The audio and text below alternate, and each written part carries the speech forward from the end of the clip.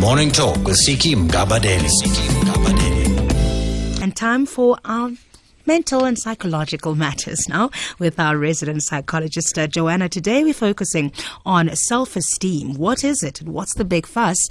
We can talk on 0891104207, SMSs to 34701. But as we say, it's your free therapy session on a Monday. So if you're going through anything else that's not related to self-esteem, you can call Joanna. She's here for you as well. Hi, Joanna. Hi there. Thank you for having me on the show. It's an absolute pleasure. Good. So we're talking self-esteem, which Yes. I suppose is the foundation of everything, isn't it? Absolutely. I think, often when we go to school, when we go to work, when we send our kids for extra lessons and this and that and academic performance, we tend to forget the importance of their self-worth. So today I thought that the topic would be fundamental in, it is spring, it's starting fresh, it's a new season, and how important and what is the importance of recognizing the impact of emotional intelligence and self-esteem on the psyche and on all areas of a person's life. And I suppose, if it's not dealt with at an early age, it becomes manifest in the kind of adult your child is going to grow into. Absolutely, because it becomes a set of patterns Yeah. and habits that become perpetual in your life. So it's really important as parents and as adults to recognize what messages and what behaviors are you reinforcing in your children that are perpetually negative and that really hold the child back in reaching their full potential. And as an adult, to recognize that there are some areas in your own childhood where your parents didn't get it right for whatever reasons. And although it's a reason to understand your behavior, it's not an excuse. So it's to take accountability as an adult to say, how am I going to live my life differently? Yeah. And take action steps to make my life different in the way that I really wish and desire it to be. So it is something one can fix later on, right? So if you missed the boat when you were a child, it doesn't mean you have low self-esteem for the rest of your life. Absolutely. I think it's very important for people to understand that personal growth is a lifelong journey. Experiences come along the way, whether it's positive or negative traumas, different chapters in our lives that will impact the way we perceive and experience life. So it's really important to understand that if you didn't get it right or your parents didn't get it right from the start, that there is an opportunity to change things. And it's about reprogramming and understanding what are those perpetual negative thoughts and self-critical thinking patterns and feelings and overwhelming feelings that tend to hold us back, make us feel angry constantly, or don't allow us to move forward and reach our goals. So what's the difference between self-esteem and arrogance? Having strong self-esteem and just being an arrogant bugger. Your previous sitting host asked me a similar question. Yeah. So I think it's really important to understand, if we think about a person that's being bullied and a person bullying, arrogance is a sense that I am better than somebody else. It's in comparison to. So I feel better in relation to somebody else. So it's putting yourself on a pedestal and putting somebody else in the pits. Whereas self-esteem means that I understand that I'm different to you and I see you as an equal to me, that we are different. We don't compare each other because I value things in myself and I recognize my own strengths and I understand what are the growth areas that I need to focus on. And I can see that in somebody else. I accept somebody else for who they are, despite their strengths and their challenges, and I'm not comparing myself in relation to them, because the difference between arrogance is devaluing of yourself. So somebody that constantly tends to get bullied, for example, or gets stood on, or often doesn't know how to assert themselves, that's the opposite of arrogance. Yeah. And they often devalue themselves and put other people on a pedestal and tend to idolize others in relation to themselves. So I think it's a very important question. Yeah. So as parents teach the children about the value of self-worth, it's never to compare their child to somebody else and say, well, you are the best Yeah, at you are soccer. better than that child. Yes, absolutely. You just are the best that you can be, and mom and dad love you for all that you are. Okay, so that's where the delicate balance is that parents Absolutely. need to be aware of as well, that they're not creating little monsters. For sure, and arrogance is often at the exclusion of having empathy for somebody else. So it's a very self-centered approach to life. However, there's no sense of the impact that their behavior has on somebody else, and that can be quite dangerous at some point. And it impacts relationships and the deep connections and sense of being valued and mattering in a relationship. We're going to take calls on 0891104207, 0891104207, SMSs to 34701. Morning Talk with Siki Mgabadeli. 19 minutes at 2:11 here on SAFM 104 to 107, talking about self-esteem this morning. You can call us on 0891104207, SMSs to 34701. So, we were talking obviously about building self-esteem, what it is, and also just the importance of it. So then how do you create that environment for a child? Okay, so self-esteem, it's basically define what it is. So it's a collection of beliefs, thinking patterns, and feelings that ultimately impact on your behavior. And those feelings often drive your motivation and give you a sense of worth so that you can implement goals, so that you can think about your future. So it's a whole combination and conglomeration of those three areas. And giving a person a self-esteem doesn't just focus on, and often as parents we tend to get that wrong, or people at employers get that wrong. We often focus on just the performance and the outcome of an achievement, and that is one area. Giving the person a sense of an accomplishment is one area of building esteem. But the other area is the foundation of love. When you are feeling loved and accepted by another, you're constantly getting that feedback that I'm feeling safe in this relationship for me to try again, and I can try again and fail and try again and fail, and that determination and that perseverance allows me that sense of mastery. So it's a collection of wins and failures with the basis of love, and it's getting the balance of those two right in allowing a person to thrive. Okay, so what you're saying is that if one does have a solid self-esteem, they actually will pursue a lot of their dreams because they feel like they're starting off from a good footing and a good foundation. Absolutely. And we can get that balance right. So a person that has very high intelligence, for example, and knows they've got a lot of talents, for example, but don't believe in themselves or feel really bad about their worth and are often depressed and pessimistic and are self-critical of themselves, will often not thrive in terms of self-esteem or have a low self-esteem. And a person that really does feel loved but doesn't believe that they can do certain things or aren't able to achieve certain things, and are very hard on themselves in terms of their achievements, also have a low self-esteem. So it's really important to be able to bring the balance right in terms of feeling loved, and when you feel loved, you're able to then love another. So it's also about it being reciprocal and then feeding it off to other relationships, and it being a thriving and effective and a deep connection. Here's an interesting SMS just on that from Nomcebo, who says, is it also an issue of self-confidence when you are told that you are good and you just don't believe it? Absolutely. Now, confidence is a little bit different to self-esteem. Confidence often, if we talk about winning something, that often builds confidence. When we have failed in something, if I can use the word failure, and we try again and there's perseverance, we learn through an experience, that builds character. So if we can build confidence as well as character, that gives you that sense of worth, no matter if you win or lose. And you're getting that feedback from other people and in terms of yourself, and being self-aware that, this is just one experience where I can learn from, that this mistake has been an experience for me rather than me seeing myself as a failure and not labeling myself as I am failure, rather than experience has taught me various things and I am good enough. I do feel good enough, and the I statement of I am good and I'm worthy versus because of this experience and because I have failed in a certain thing doesn't make me a failure. But how do you deal with the situation, I think, where for example, what she's saying, let's say it's a job or whatever it is, and she's good at it, and people keep constantly telling her that she's good at it, but she just quite frankly cannot believe it, doesn't want to because she's too afraid to, I suppose. Yes. So that's really important to help her understand how's it serving her that she's so self-critical. Perhaps that self-critical attitude is what pushes her for more. So she feels that by self-deprecating herself or putting herself down, she's constantly getting that feedback from other people that you are good enough and that you can do this. So in some way she's getting that positive reinforcement in another way, and that's what's driving her. However, it's actually in some way it will show up in her life as perpetually negative impact on herself, whether it's being hard on herself, whether it's stomach cramps, whether it's psychosomatic complaints. It will manifest itself negatively in some area of her life.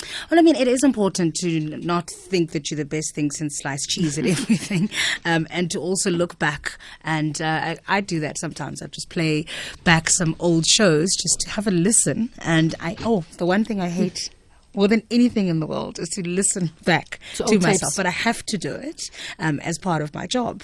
But how do you not over criticize yourself to a point where you're actually being more destructive than you are building yourself So up? what you're talking about is reflecting on yourself and having insight to review patterns of the past that perhaps are holding you back. So reviewing your listening to your work on radio show, and this is your way of improving yourself. So instead, listening to your thoughts and your feelings, and knowing that you're having to review yourself as a way to improve yourself and empower yourself and to be the best at Siki that you can be, because you can only be the best Siki, not the best radio show host. Yeah. That you can only be the best that you can be is to review yourself and to listen out to those words that are making you feel low and not joyful.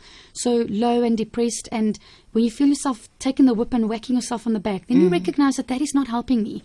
You know, there have been lots of neuroscientific studies that actually show that on the neurological pathways, that once we have negative thinking patterns and belief systems, they form little thorns on the dendrites of our brain, and those thorns will impact our memory, will impact our thinking, our ability to focus. So it really does have an impact on your cognition. Oh.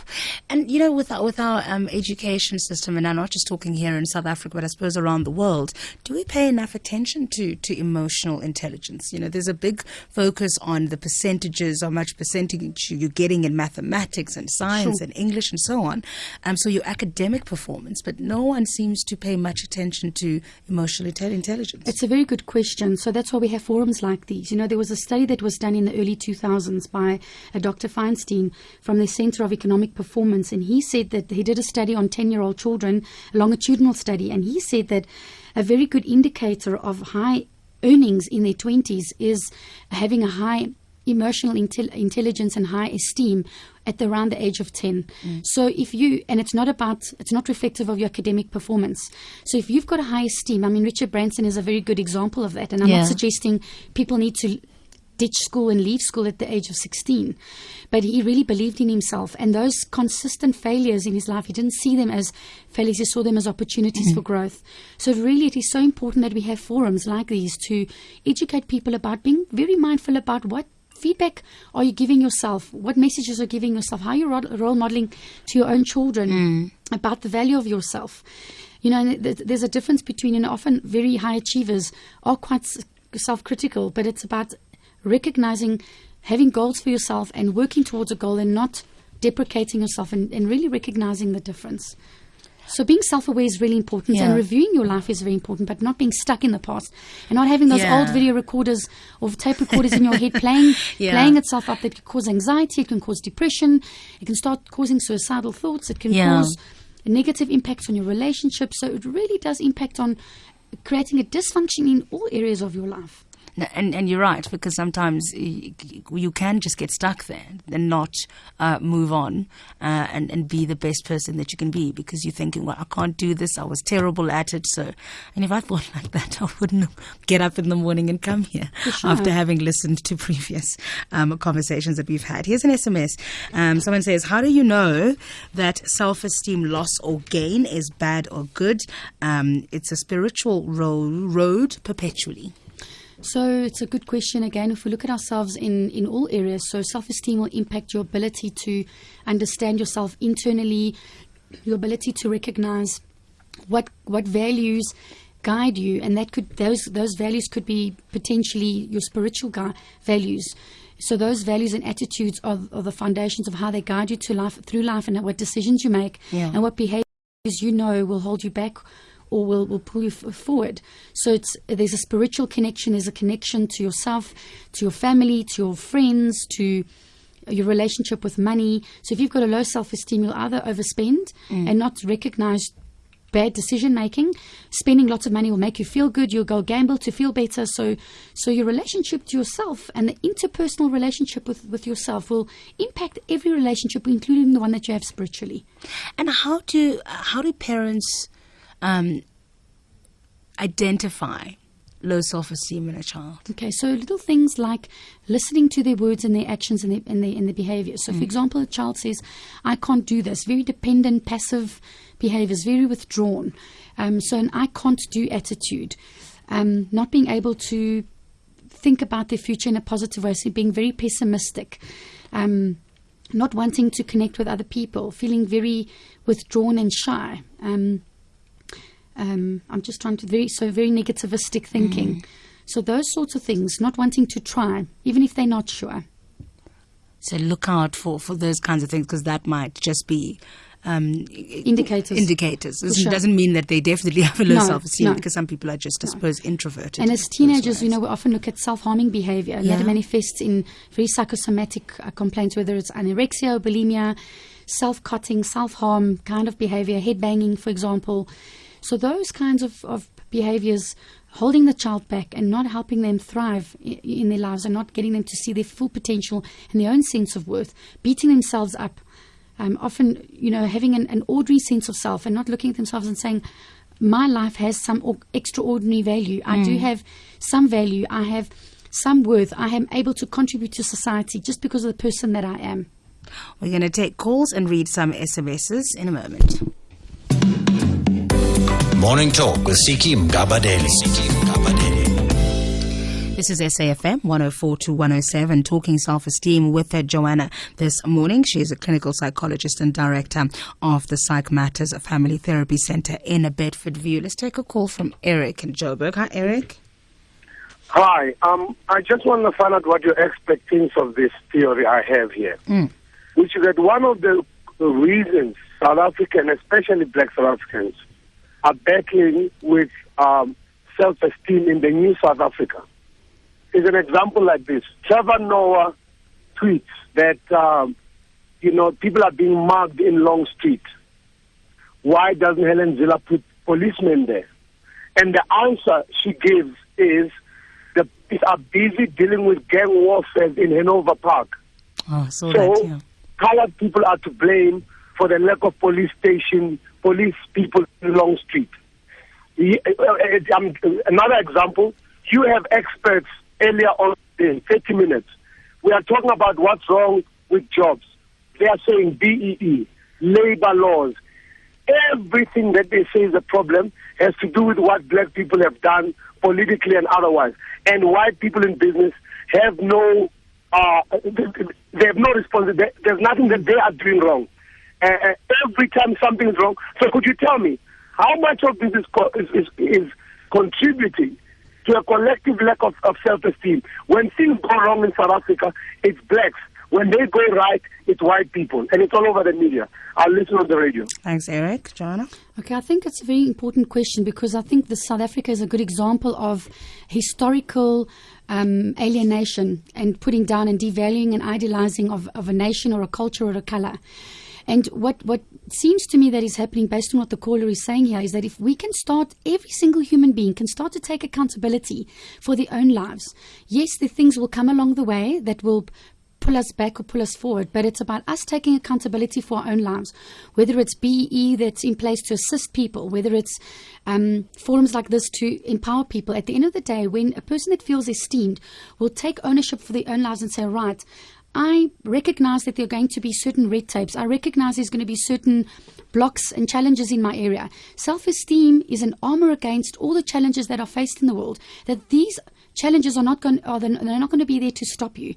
So whether it's blacks blaming whites, whites blaming blacks, it just keeps us separate, and it keeps us stuck in an era where we're not able to thrive as a community and as I don't want to get all political, but ultimately if every individual can just step back and say, right, how can I make a difference in my own life? This person, Eric, phoning in, perhaps if he's feeling very angry about something, he can assert himself and create an area where he can start making a difference in his community, whether it's in Cape Town, setting up a forum to get people to start talking, having conversations, rather than whites blaming blacks and blacks blaming whites, because it keeps us stuck and it doesn't allow us to move forward. How much of our self-esteem is dependent on others and how they view us? It's a combination of how you see yourself and repetitive reinforcement about feedback that we're getting from other people. So at some point in our lives, we need to start recognizing, like I said earlier, we need to stop making excuses for the past, but it helps us to understand, and it gives us a reason as to why. So if we can start to recognize that these were the factors, whether you were raped as a child, or whether you had a neglectful childhood, whether you had a neglectful country or a government that was able to lift you as a community, those are reasons to understand why we've stuck somewhere. But at some point, as an adult, for example, and even as children, we need to start taking ownership, taking responsibility through our own choices, teaching a child about consequences of their actions.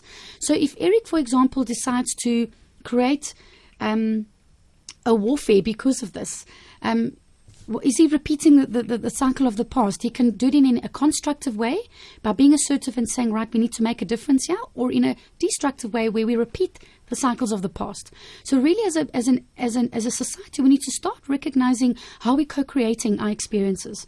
So yes, it's a combination of your temperament and your perceptions of yourself and the lenses that you see the world, but also about the feedback that we're getting. And when we're getting the feedback from others, we need to start to recognize which ones of those are true and which ones are faulty. And that are holding us back. And what you're going to take on board and what you're not going to take on board. Absolutely. Here's an SMS from Sheldon who says, at what age can one notice low self-esteem in children, and how does one assist the child? Because often, the excuse is, no, he's just shy. I'm already saying from the age of 2 to 3, as early on as that, when a child attempts to put the spoon in his mouth and he fails and he tries again and he persists until he finds sense of mastery. You'll often find some children have a temperament or are getting feedback from a parent. Either the parent is allowing the child to re-enable dependent behavior. So the parent's always doing things for the child, or the parent says, you silly, stupid little boy. Often you get that kind of feedback. You already start seeing behaviors that are, destructive in the child. Either the child's acting up, crying, clingy, not wanting to try new things. Often there's a separation anxiety, or the child is acting out by screaming, biting, headbanging. Those are often indicators from a very early on in life that the child is feeling a sense of low sense of worth. All right, some SMSs. Someone says, society today requires a certain degree of conformity. Whether the cloak fits or not, it's your own problem. In my view, we are all insane. Speak for yourself, NB. I'm not mad. I'm not mad. What would you say to that? Do we all have a degree of madness? Well, I suppose it all depends on how you see yourself and what the norm is. So yes, we do have a set of rules that we need to fit in so that society can work and that there's no chaos. But at some point, we need to also focus on what our own truth is and what our own sense of individuality is. And sometimes we look at the Einsteins and the Edisons of the world. They were at some point, and the Picassos of the world were often seen as mad and crazy and very out of the box. And those are the same people that have created legacies in the world. So who knows? We'll have to leave it there. Thanks, Joanna. Joanna Cleverly is a clinical psychologist and director of the Psych Matters Family Therapy Centre in Bedfordview. You can get in touch with them on 011 450 3576 3576 3576